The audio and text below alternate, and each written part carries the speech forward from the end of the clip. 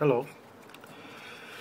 So here we are with more people, more children. I call them children because, they're awfully young. And even I, not being that old, can't imagine someone so young having to kill themselves because they don't feel like there's any other option. People killing themselves is always a difficult thing, but when they're 13 and 14 and 15 and they kill themselves is even rougher. And when they kill themselves because they feel that the shame or the horror or the difficulty of their lives is so hard that they have to take that step, it's even worse because you're only 13 and 14. It's not, life is so much larger than just that. It took some time. I've seen a lot of It Gets Better videos, both from people that I know and people that I didn't know. And so it took some time to figure out what I wanted to say about something like this. The issue can be very big, and there are a lot of rationales for not saying anything at all. The internet is great at learning about possible reasons not to do something, and learning that some solutions seem obvious. They become complicated, though, when you look at them in a certain way. In my experience, though, the personal is always simpler than we imagine it to be. Ideas survive so long because they are hard to make real, because they're hard to break down, they're hard to explain to other people. But stories that contain ideas, that contain other things, but still, because they're stories are simple. And the simplest story for me isn't discussing the recent death of gay teens. It's talking more about my story. I mean, if you start talking about gay teens, you end up talking about all the gay teens and adults over the course of history that have been pushed to death because of their different nature. Either the ones that died directly because of it, like Matthew Shepard, who the calendar is currently reminding me about, even though I don't need to be reminded about it. It's hard to forget. Or about people like Lorenz Hart, who died almost a century ago for many reasons, but likely partly because he was gay and different and couldn't cope.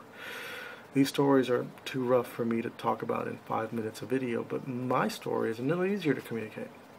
All I have to do is imagine myself at the age of 12 and feel the similarities. It's more than empathy, understanding how people could make the decisions to kill themselves. It's sympathy. It's describing how you felt the same way. It's very easy to talk about how you felt the same way, but it's potent. Even if people made choices that you didn't, you understand. Even across a community that often doesn't share a lot and often finds a hard time finding common cause with one another, there's some things that we can all share, and it's that feeling of being different, of being told in such an unending, harmful, shameful way that all we can do is look at ourselves and believe what they're saying about us. So even though the recent dead bear varying resemblances to my particular childhood, even though the stories in the It Gets Better project don't fit all the demographics out there in the world, and it's important to note that, but the core remains true.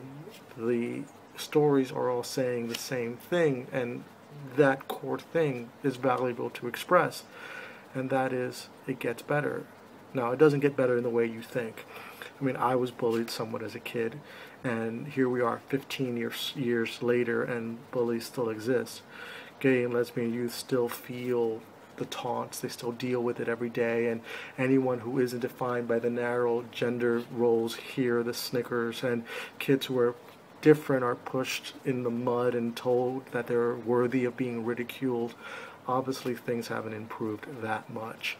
But if I were to go back right now, if I can go back to Brooklyn in 1995 and reach out for a few minutes with that 15-year-old version of me, the one that's hiding up against the wall, trying to sleep, knowing what waits in the morning when he goes to school, I could tell him a lot. I could tell a lot of things that I think would provide comfort and I think would provide understanding, and it wouldn't make all his problems go away, and it wouldn't immediately solve the world and solve all the horrible things, but I could help.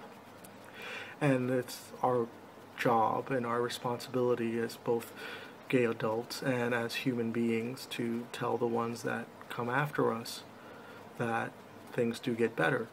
Uh, we didn't have that option. Even someone who is older than me, someone who didn't go through the horrors of the 70s and the 80s and the 60s and the 50s, the 40s and the 30s or whatnot, or heaven forbid even earlier than that, someone who probably didn't have that hard of a time relatively, it would have helped if someone had told me that things got better. And so here I am, hopefully telling someone somewhere that things could get better. Now, I don't know what I would tell that strange child, and that might be the reason why it took me so long to figure out what to do, or if I could do anything at all. But I do know what I would tell myself. I have a better idea of myself, and so I know what I could tell him. I could tell him that I pushed through all that he's going through, that it's been 15 years since rougher boys followed me home, whispering about how scrawny I looked and wondering if it only would take one punch to cave my face in. I know that it's been 15 years since I looked in the faces of relatives and realized that I didn't believe or look or feel anything like them, and that they knew that. It's been years since I worried that I would never find anyone who understood me well enough to love me and to care about me. I also take this moment to tell that 15-year-old version of me that love sucks, and that it sucks so much that even with the benefit of time travel, I don't have enough time to tell him how much it sucked. But I'd also tell him that even with all of that, it's been worth it, and that all the things that he's reading about in the fiction that he's going through, and all the things that the world's telling him is what people are supposed to go through, he's going to go through, no matter who it was, the person or the people that are the object. The feelings are the same, and he's going to feel all those things, so keep reading. I tell him that he'd have friends and family, and their organizations like the Trevor Project that everyone's talking about, and many others that exist without us knowing about it, that have reached out to talk to these kids and will continue to talk to other kids, and those people and those friends will tell him about how much they love him and how much their love will make him laugh and smile when he doesn't feel like laughing and smiling. I tell him that he's going to have experiences, that he's going to want to be around to watch the sun rise over the Atlantic with someone he loves next to him, and how he's going to enjoy seeing the sunset over the Pacific with someone that he loves, and that those moments are going to be worth him going through the crap that is 15-year-old life.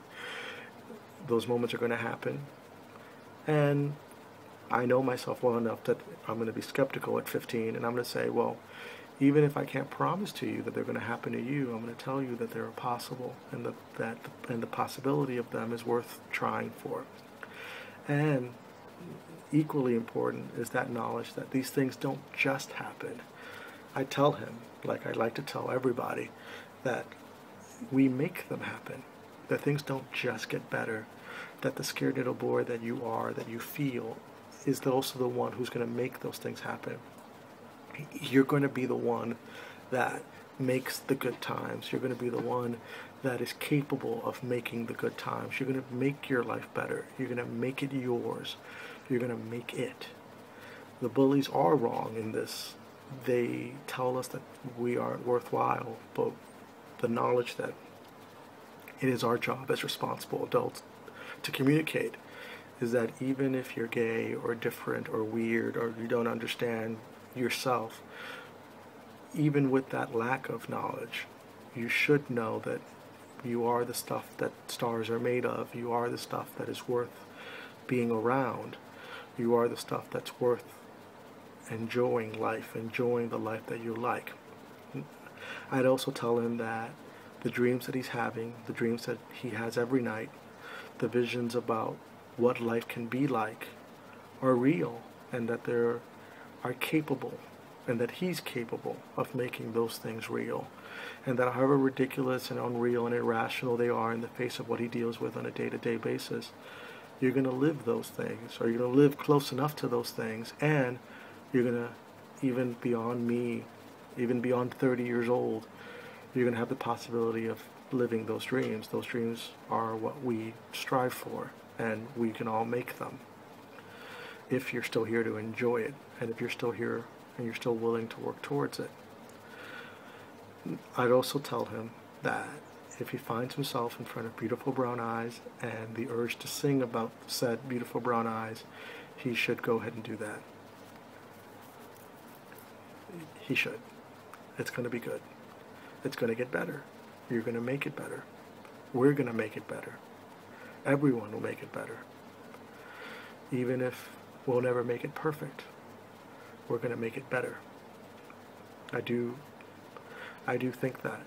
Even if we don't know how, even if we don't know exactly when, there may always be bullies, there may always be children that feel the need to kill themselves, and sadly there may always be people who do such things, but we will also always make it better than it was.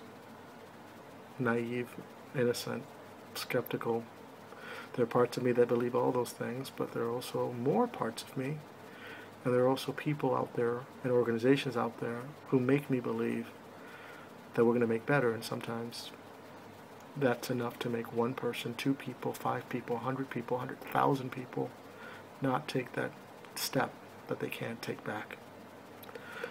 And that's worth talking about. Even in the face of doubt and issues and representation and urban versus rural and all that stuff. It's worth talking about. It's worth communicating. So here's my one piece of it.